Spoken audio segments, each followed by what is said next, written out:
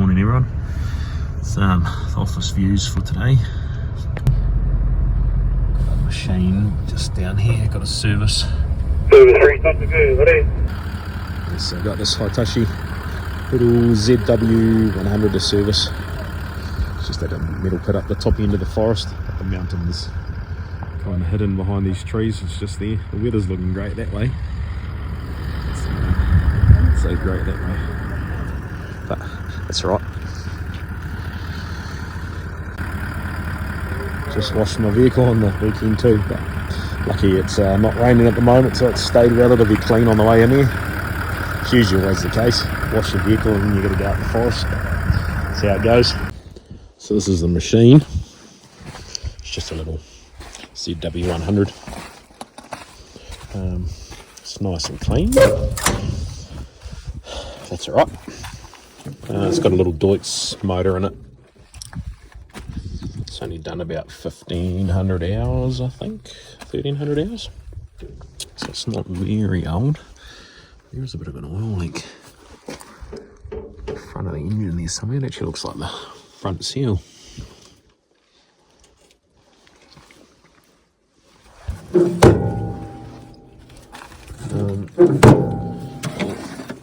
Turn the ice meter on.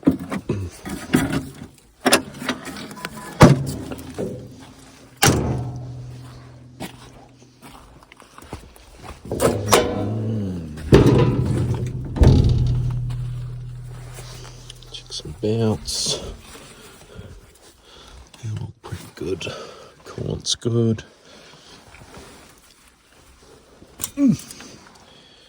Engine oil's good.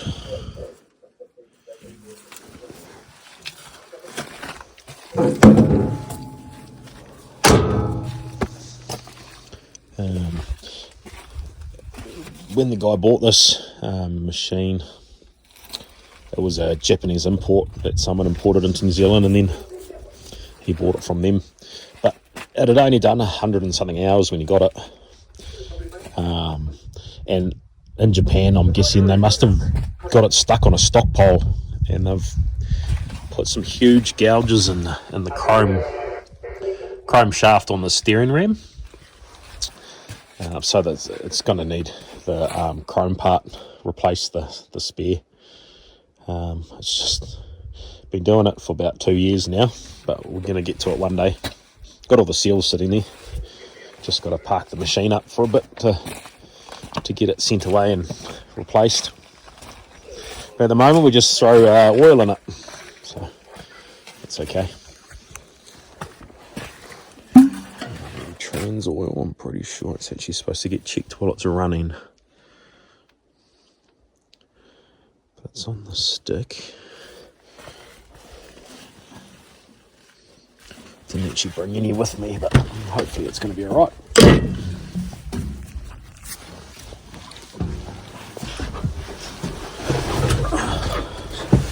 Turn off this radio. It's just going to go and go and go.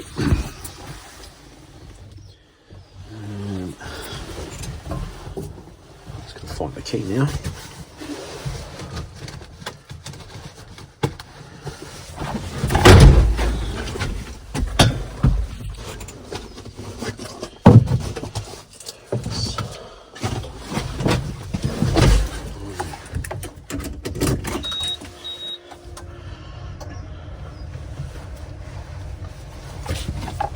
So what about 1,340 hours? So it's only what's it? Lost it off the screen. 1,340. So it's 90 hours overdue for a service, which is not ideal. I've been wanting this for a fair while, but they just never seem to bring it in anywhere near the workshop for long enough. But I'll just do it up here, so that's alright.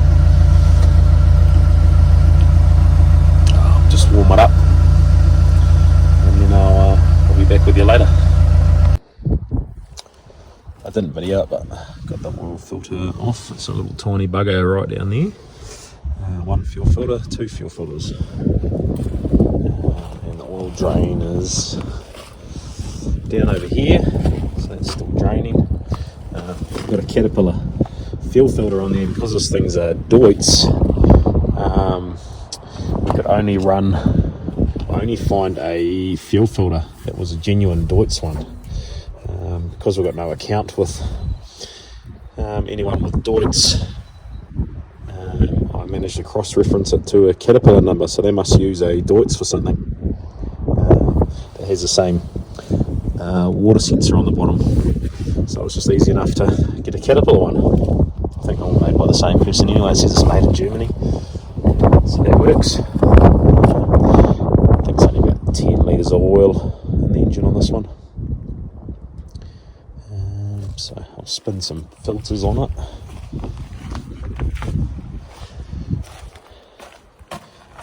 Yeah, it's a lot easier to get that oil filter off with the fuel filter out of the way.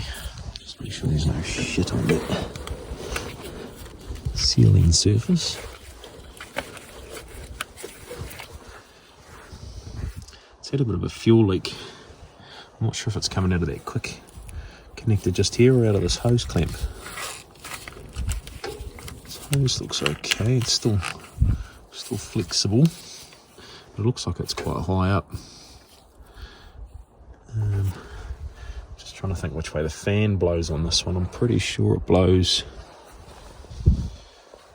reverse, so the air comes in and back out that way, which seems funny that the fuel's, unless it's like coolant leaking down, but I don't think so.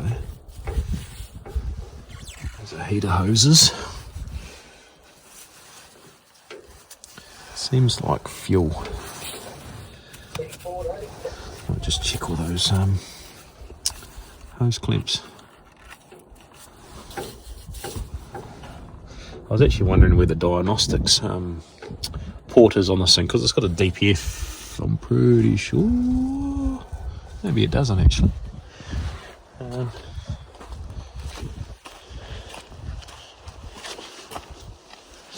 Oh, no, maybe it doesn't. It might be just a, it's just a muffler. I thought it actually had a DPF, but it just looks quite funky. So it's just the EGR, by the look of it. But there should still be a diagnostics port somewhere. It is a Conrail diesel. I've never been able to find one in the cab. ECM's just there.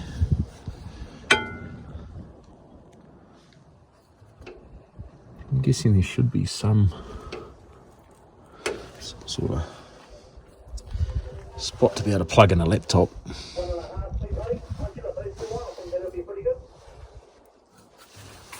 There's an unused plug down here, but it just looks like a sensor plug.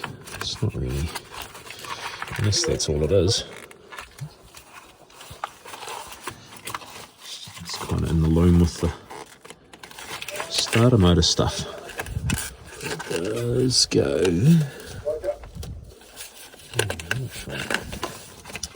To look into that one, because I'm sure we'll have to connect something to it at one stage. Haven't had much to do with the Deutz. Suppose there's a lot of tractors around.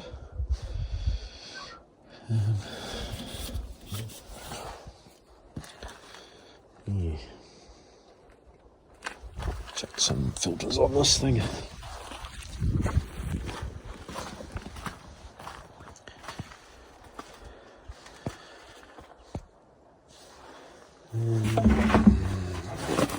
Filter.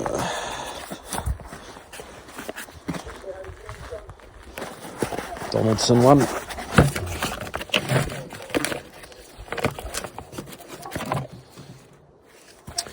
few years back at this machine, down underneath there's a pipe into that transmission just there. That one just there kind of goes up. I think it's just the pickup to the pump, which must be just the cooler, because this is a hydrostatic drive, so it's just kind of got like a 2-speed transmission, and then it's got the drive motor there. But the guy using it, he went to move a log off the road or something, and he jammed the log up underneath, and it smashed that pipe off. So the apprentice had a go at fixing it up, and he kind of welded it on, but it leaked and broke off again. So we ordered a new pipe from Cable Price, which is the Hitachi dealership, and we ordered it. It's supposed to be, I think, 3 weeks from overseas. 3 weeks came and went. We rang them, they couldn't find it. Then we rang him again, kept chasing them up, and it was in the country, but he couldn't find out where.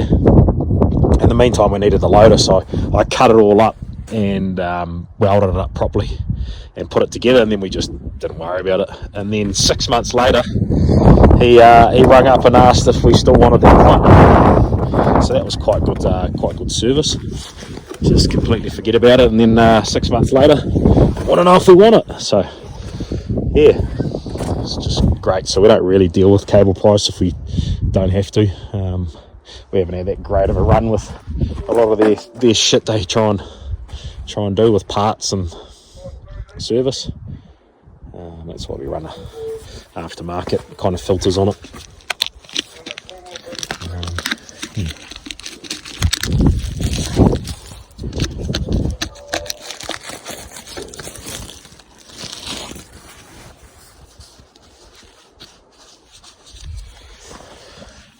A little bit of oil on this seal. It's only a tiny little oil filter. This thing's supposed to be every 500 hours engine service, but it doesn't do a hell of a lot of hours. So it's been over a year, I think a year and 1 month since I serviced it last. So we just kind of work on 250 hours, which works out to be about a year. This one just happens to be over. So then at least we know other things are getting greased and checked, because they usually just get, as long as the engine starts and everything works, they just kind of get it and drive it. They don't really look at much. We've had that hydraulic leak for a long time, and most of the time when I go to check it, that hydraulic tank's just dead empty. Well, not dead empty, but I put 15 litres in it just the other day.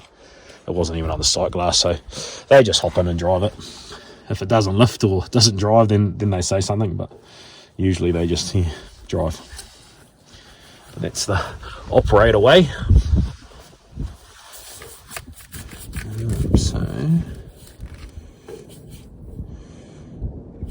once it touches, do one rotation for the seal.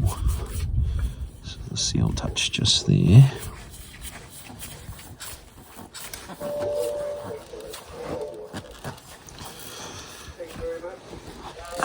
That's one rotation. That's all you need to do. Sometimes you get out to an oil filter and some gorilla's been on it, and they've over tightened the shit out of it, and you almost wreck the filter trying to get it off. Sometimes you have to punch a screwdriver through the side of it to get it to undo. The worst one I've had is on a Caterpillar dump truck. It was a 730, and it was the drop box filter, and it didn't look like anyone had changed it for a really long time, and I think I know why, because they are real hard to get to, and someone did it up that tight. I had my Knipex big pliers on it, as well as a filter strap, and I think in the end I had to hit it off with a big bar and an arm punch to get it to turn. So I think I actually had to drive something through the side of it and try and turn it, which was nice. So I'm guessing that's why no one had changed it for a very long time, because it was put in the too hard basket, which was nice. So fuel filters.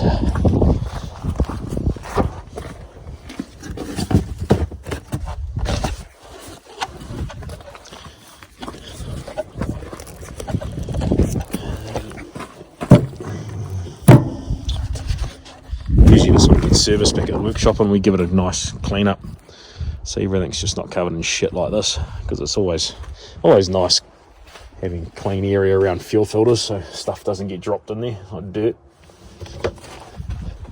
But yeah, at least it's a nice day.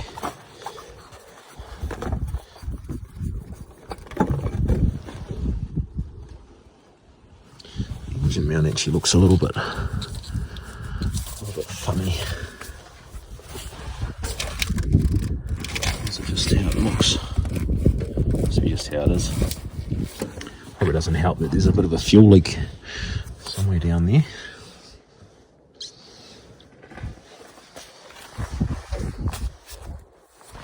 Might just check these clamps. Oh, those filters are off. A bit easier.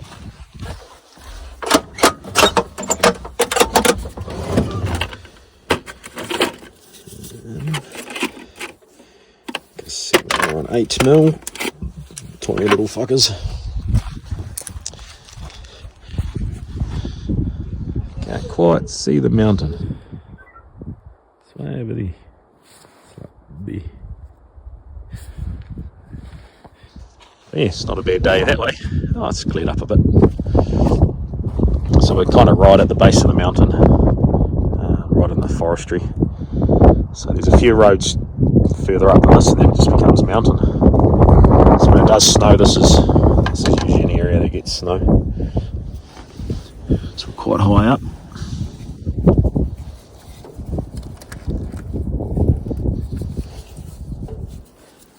It's going to be a bit tricky with one hand. I need to get a mount for my phone.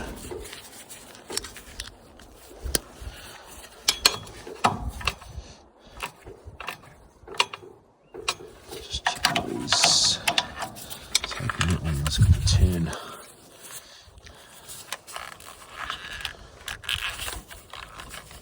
Up so I can get to it like that.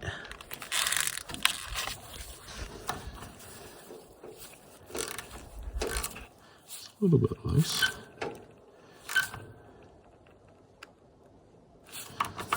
Just paint the chicken.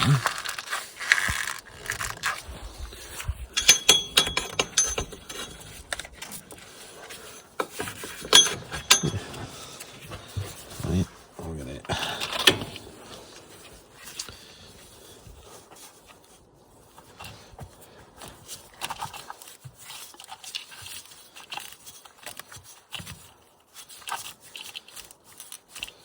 This must be the suction side to the pump, or to the, yeah, looks like the high pressure pump to the common rail.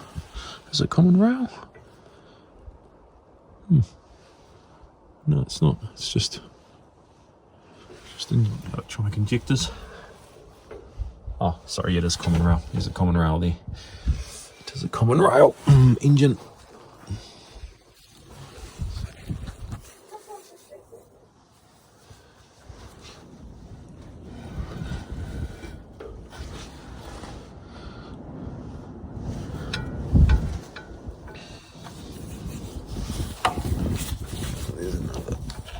Clamp down here.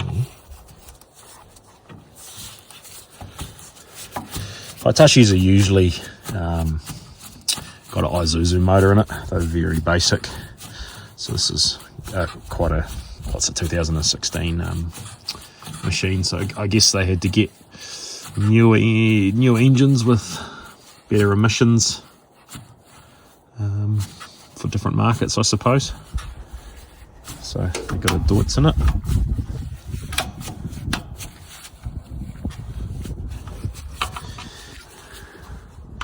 It's been good so far, touch wood. Haven't had any issues with it.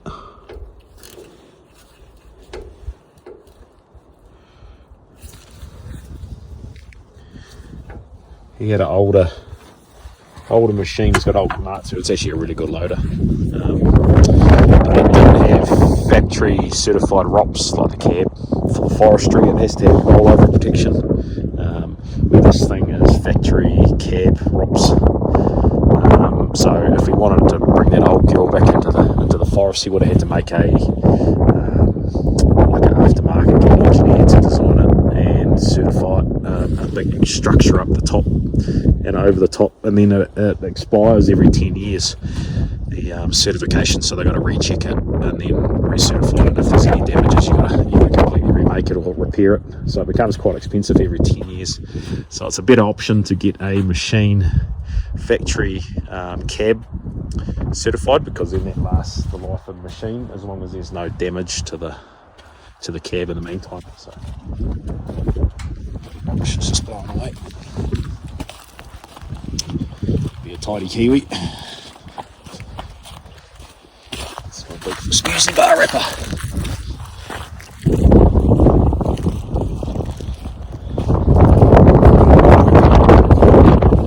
Don't know what the wind noise is like. There's a little bit of wind here. Get a rubbish bag out for these filters anyway.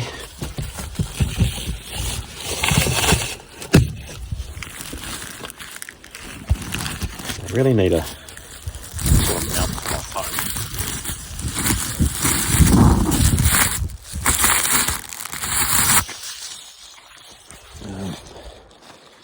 But I'll throw these filters on and then I'll be back with you soon. Filters are on. I bullshitted the hours that I did them a little bit, so it looks like we did it on time, but I'll just change it at 500 hours or 1500 hours next time, so it'll all line up again. Just going to do the air filter now. Some people just leave it in for a long time, the air filters, but we just change them every service. We get them washed by a company that does air filter washing. It's been working out quite good. When I was in Australia, they used to wash the air filters, and that was in the red dirt, so yeah, that seemed to work alright with cleaning them. Some people don't believe in it, but yeah, we never had any dusting issues with any engines, and we were running some pretty big gear and pretty expensive engines over there, like our 992 Caterpillar loader that had a C32 in it, so a V12 Caterpillar 32 litre, so it was quite an expensive unit, so that it was all running the washed filters. This machine, well, a lot of these machines, when they're imported from Japan, it's not the dealership importing them in as a new vehicle, it's like a second import, I guess. It's an importer of machines, finds them in Japan and brings them in, so everything's in Japanese, which is really, really great operators. Our Komatsu machine, when we got that, it was second hand. It's quite an old girl, but we didn't realise that someone had put .4 brake fluid into the brake system, and these run like a mineral oil for the brakes, but because it was all in Japanese, someone just thought brakes, so brake fluid went in and it swelled all the brake seals up inside both diffs, so that all had to come apart and get all resealed. The other issue is you don't have any operation manual or anything with these because it's all in Japanese. So I managed to get one in Japanese and downloaded a app and translated 400 pages of Japanese to English and then resaved it as a PDF, so we could at least have that. But that's just what happens with these machines. They're cheaper, but yeah, things are a lot harder, like parts and stuff like that. And they seem to run a lot of cold winter or like cold weather kits, because all the machines that show up don't have a dust pre-filter. Like I've made that one when it first got here. So they have a little screen, like a gauze over the intake into the air filter housing, so it draws hot air from inside the engine bay, which is all well and good in the winter, but in summertime when it's dusty and warm, it's just sucking hot air. So I've had to do two of these where there's a plate that was over here, and I've just managed to spun the housing around on the brackets and faced it up, and then got a pipe through there, made the top, and then just put a pre-cleaner on it, so that catches a lot of your finer dust before it gets to the air filter and blocks it up. So I find it works quite well on the. See, it catches quite a lot, really. You can see the line there. Otherwise, all of that would have been in the air filter. So that's a thing that a lot of the Japanese stuff doesn't have. Yeah, no big deal. Yeah, another hard part to get was the operator backed this into a tree, and the branch must have hit the back window and it shattered that and the side one. And we had to wait. They had to come in from overseas just because there's a hole in it for the wiper. Otherwise it would have just been a nice flat bit of glass, but they would have had to cut a hole in it. And the glass place wasn't too keen on that, so we had to order that in, and that was a long wait as well. So for a while there it had tape, like just the windscreen. People have this like big roll of clear sheeting you can put over stuff to keep it dry until the glass showed up, but because it took that long for it to get there in the summertime, it's cooked all the adhesive to the paintwork, and when we peeled it off the side, but it ripped all the paint up, so it's looking a bit bloody tatty. Yeah, so it's had a bit of a hard life for not a very old machine. So let's clean that out. Yeah, some people say don't touch the air filter until your service gauge pops up, but at least if you service it, then you know it's going to be good while they use it. Otherwise you could go out to it and it's not in the red, and then they could use it for a couple of days, and then the air filter blocks up, so then you're back out to it. So at least you know that everything's clean, everything's new. Just see, but I'm pretty sure there is. Yeah, so there's a safety filter there, or secondary filter, which you're not going to drop any dust in, and then that gets changed every 1,000 hours. So if it gets a little bit of dust on it from putting the filter in and out, it doesn't matter. Another thing we have to do just when we service them too is check the fire extinguishers for part of the compliance for the forestry. So they are not allowed to be older than 5 years from the manufacture date, which is usually stamped on the bottom. I'm going to get this off.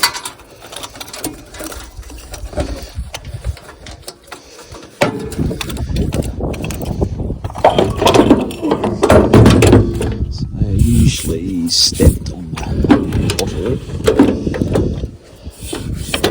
Right there, so that one is 04/2021. So that means we've still got another 2 years on that one.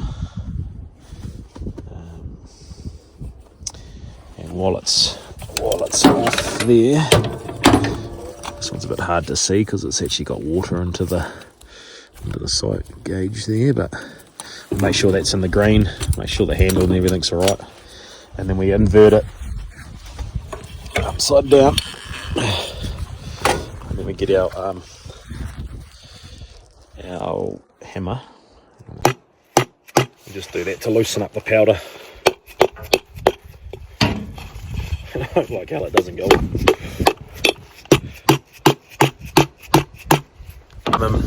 size for the fire extinguishers on machines, so they have to be a 4.5 kilo